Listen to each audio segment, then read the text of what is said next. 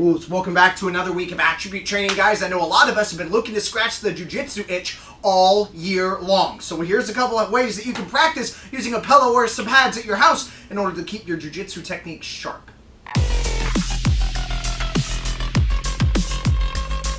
First, we'll start with a backfall. First thing we do on a backfall is make sure my head does not hit the ground, and therefore I do not get concussed. First things first, I'm going to tuck my chin, I'm going to bring myself into a cannonball position, and I'm just going to roll backwards, trying to keep my chin tucked the entire time. Round number 2 is the same thing, but as you see, I'm in what's called squatting dog. I'm up on the balls of my feet right over here, and then I roll backwards, applying the same fundamental idea, concept, thingy-majiggies. Now as I roll backwards, I'm going to add a slap. This maximizes the surface area that's on the ground and does not focalize any specific point of injury. So that's why we fall this way. As my belt hits the ground, I slap with the bottom part of my hands onto the ground, creating a greater sense of surface area on the ground. Now we're going to go over the stand and base. Now I look like I'm posing in front of a fireplace right now, in front of a Christmas card with this pose, but it's actually a very sophisticated and effective way to stand up without compromising my posture. So you see one hand is kind of propped downwards, either on my elbow or on my hand. I simply prop up to that same hand. The leg that's touching the ground, or the bottom leg, is going to swing all the way behind me while maintaining a good straight back, and then I shuffle out of range from there. Going from this down motion to the circle motion over and over again is actually a great exercise and a really great fundamental aspect for your attributes of jiu-jitsu. So practice that several times with some techno music or some other mumbo jumbo playing. Next one is called a shrimp. It's a little wacky at first, but I know you guys can get this down. First thing I need to do is I need a shrimp to get on one half of my body. Of course, this will be done on the ground. I'm going to push my hands forward and down as I try to push my rear end away, pushing my feet down across the mat, and as you see, I kind of end up looking like a shrimp-shaped looking thing. Place your dominant side on the ground, whatever you choose. Push off the ground with your feet, very important, so your rear end ends up going towards the wall that was initially behind you. Try to stay in place as you shuffle back, and then do the same concept on the other side. Try to end up like you're touching your toes. Make sure you're moving backwards, down the mat. Looks like, Bob, you can be useful in a way. We're going to go over side control today. This is where I'm really laying down on the side and controlling my opponent. There's not a whole lot of space here. This is me literally laying on his chest, giving him all my weight. It's really uncomfortable for his position. My elbows are here, digging into the neck and digging into the side. This other hand will remain free, but it's not something I need to worry about nearly as much. If his other hand gets into my hip, that's what I have to really worry about. But I need to stay heavy and eliminate all the space as much as possible. And this is the pose without the depth. I'm trying to touch my elbows and my knees together while maintaining my toes on the ground and my chest as low as possible. Here's a combo. Good luck. I'm going to combine the backfall, the shrimp, and the side control position together. Rinsing, repeating until I get really old, gray, and crusty. Or just until you get tired.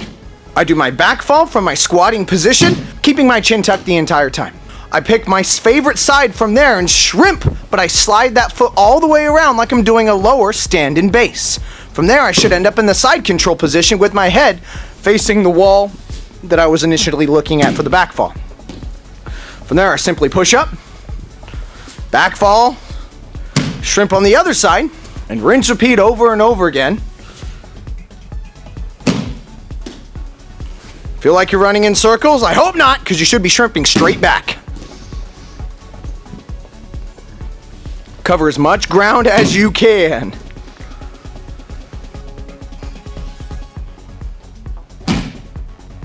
Now what I'm going to do is try to take what's called the mount. This would be a better position for me to be in where I can make a rain on him and make him look something like chunky salsa or something like a raisin.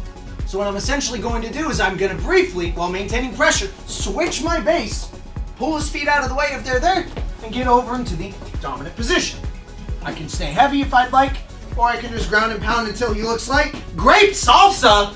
If I want to turn to my right, I bring my far leg, that would be the left, through the space to sit on the ground, just like my stand and base. From there, I take my posting leg, or the one with the foot all the way on the ground, step over to where I'm facing 90 degrees to my left, and I'm in my mount position. Try to keep your weight heavy down on the pads at all times.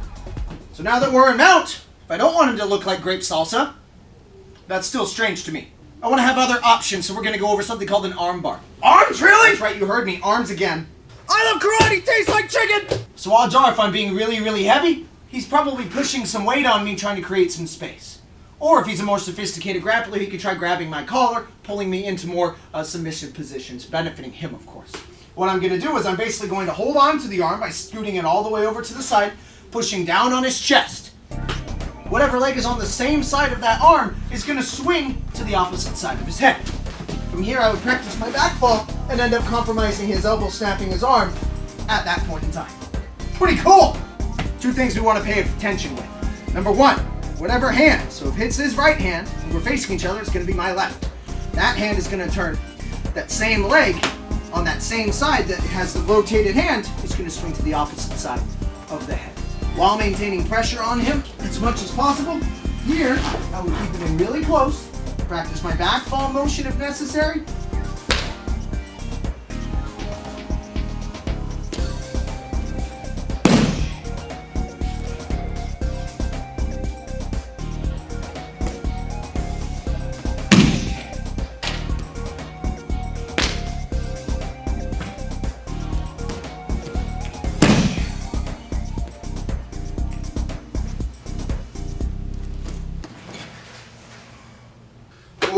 Thanks for tuning in to another episode of Attribute Training today, guys. We look forward to seeing you next time in the new year. See you later. Bam!